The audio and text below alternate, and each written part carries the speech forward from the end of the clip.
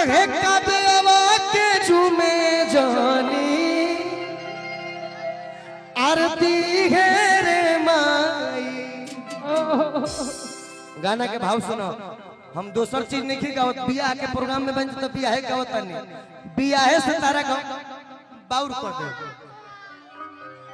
हे कबेवा के चूमे जानी दी है रे माँ,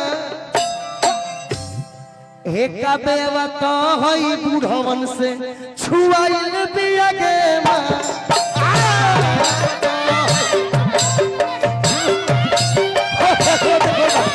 हे कबेवा तो हई लफुवन से हराइल बिया गे माई।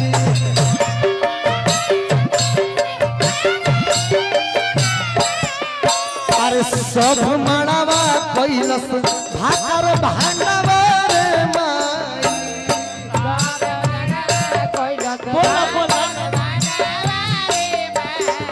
अरे सब मड़ावा कैलस भाकर भांडवा रे माई।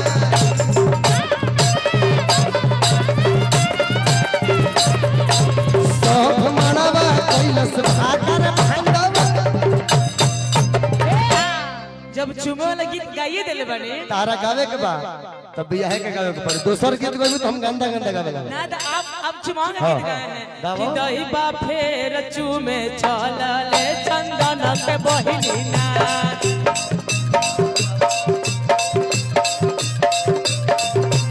दही बा फेर चुमे चलले चंदन के बहिनी ना।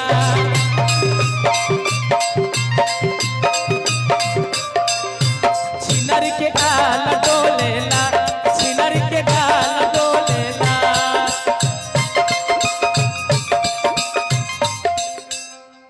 हो छिनर के गाल डोलेला, छिनर के गाल डोलेला। छिनर के गेठी धके झूलेले हमार भैया ना।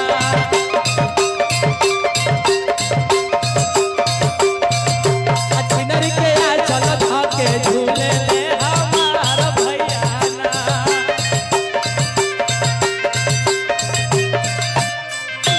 दैबा फेर चुमे चलले चंदन के बहिनी ना।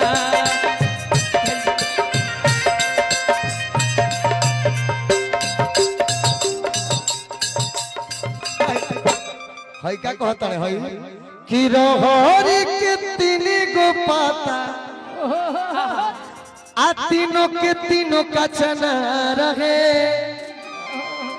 लेकिन हई कबे आवा के तीन गो बगिनिया तीनों के तीनों छिना रहे।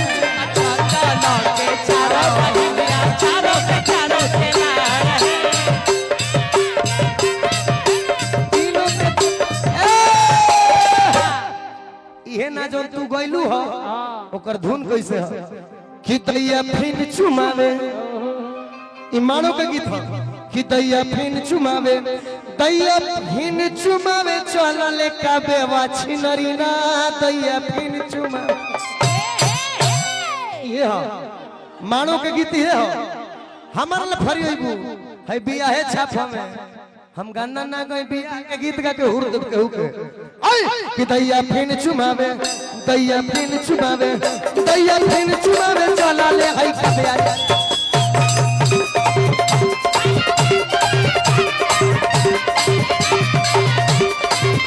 दैया फिन चुमावे चला ले हई कबे।